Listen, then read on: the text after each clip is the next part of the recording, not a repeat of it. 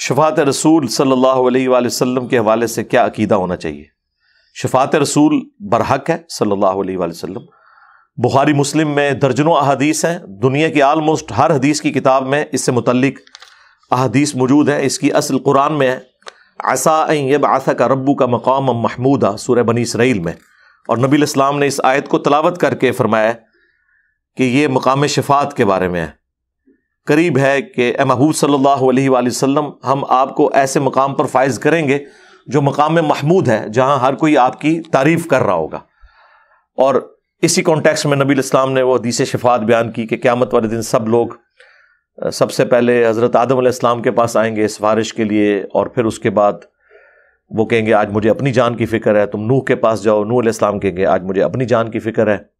اور یوں تمام انبیاء سے ہوتے ہوئے الٹیمیٹلی نبی علیہ السلام تک پہنچیں گے اور رسول اللہ صلی اللہ علیہ وآلہ وسلم شفاعت فرمائیں گے.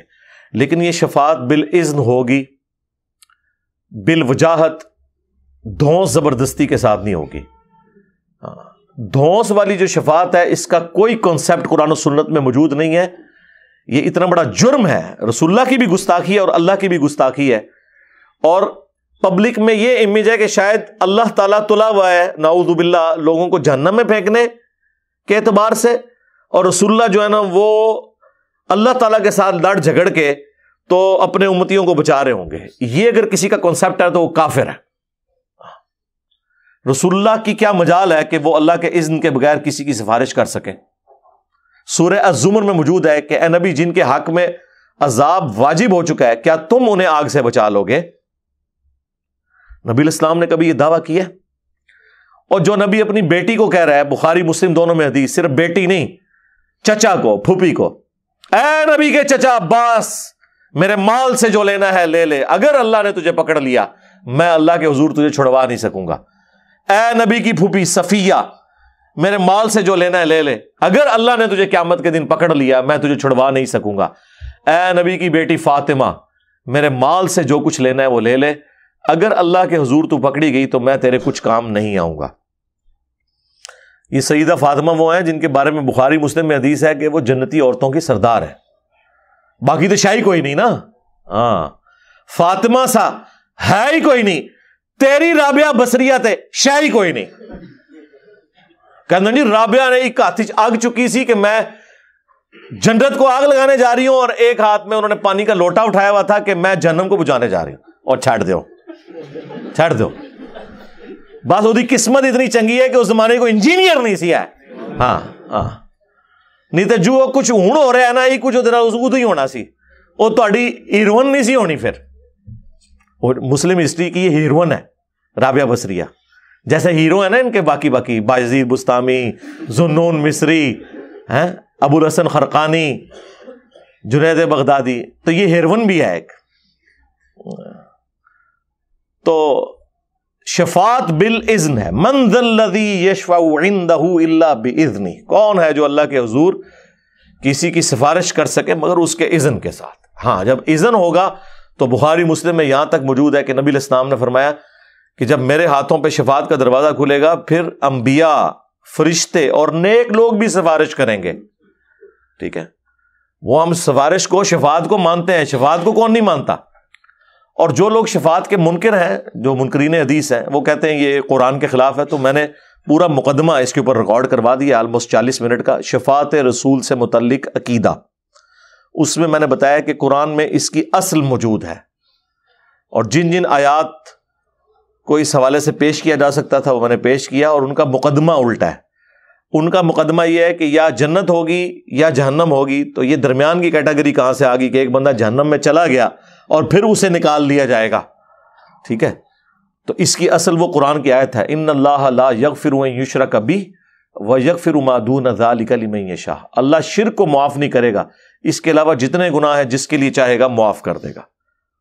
تو اس کا مطلب ہے کہ اگر کوئی شخص مشرک نہ ہوا تو گناہگار ہونے کے باوجود اس کا چانس ہے کہ اللہ تعالیٰ اسے بخش دے گا. تو بخشے گا ایسے تو نہیں، وہ پورے کے پورے حساب و کتاب سے گزرے گا، اپنے گناہوں کا وبال اٹھائے گا، سزا بھگتے گا، اور پھر اس کے بعد اسے نکالا جائے گا. اور وہ اللہ تعالیٰ پروٹوکول کے طور پہ جو قرآن میں کہہ رہا ہے کہ اللہ کے حضور کون کسی کی سفارش کر سکتا ہے مگر اس کے اذن سے، تو قرآن میں موجود ہے شفاعت کے حوالے سے، لیکن شفاعت بالاذن ہے، بالوجاہت نہیں ہے، دھونس کے ساتھ نہیں ہے۔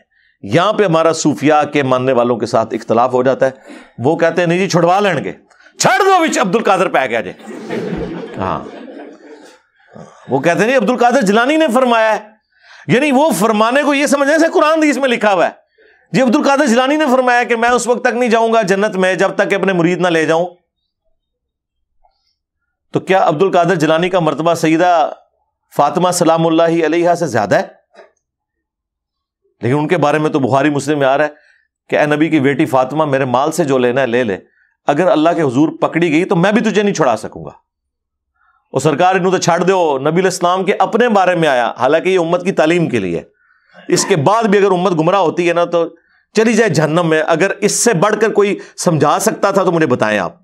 قرآن میں 3 جگہ آیا، سورۃ الانعام، سورہ یونس، سورہ الزمر، قل انی اخاف ان عصیت ربی عذاب یوم عظیم۔ اے نبی تم فرماؤ، یعنی حضور کو اللہ تعالیٰ کہہ رہا ہے کہ آپ خود فرما دیں اپنی امت سے کہ اگر میں بھی اپنے رب کی نافرمانی کروں نا بالفرض سمجھانے کے لیے تو مجھے بھی ڈر ہے کہ بڑے دن کا عذاب مجھے بھی آ پکڑے گا۔ تسی کہڑے بابے نوں لے کے بیٹھے ہو، تو اڈے بابے نوں کسی کھنگن بھی نہیں دینا ہوتے۔ ہاں اچھا دیکھیں کتنے گستاخ ہیں۔ دوسری طرف انبیاء کے بارے میں کہتے ہیں جی سارے نبی کہیں گے آج ہمیں اپنی فکر ہے، تم کسی اور کے پاس جاؤ۔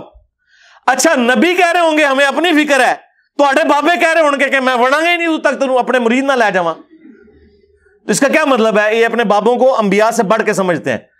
تو اللہ کا شکر ادا کریں کہ 73 کے آئین میں آپ کو کافر نہیں قرار دیا ہم نے، ادروائز گنجائش آپ نے کوئی نہیں چھوڑی ہوئی ہے کہ آپ کو اسلام سے باہر نکالا جائے اس طرح کے عقیدے رکھتے ہوئے۔ جب ایک بندہ غیر نبی کو انبیاء سے بڑھا دے، اس سے بڑی کیا گستاخی کسی پیغمبر کی ہو سکتی ہے؟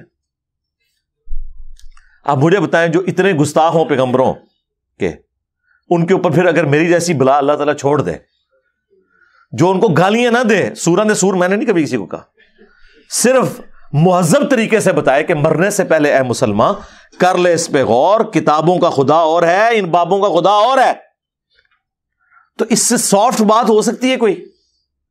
پاسبل ہی نہیں۔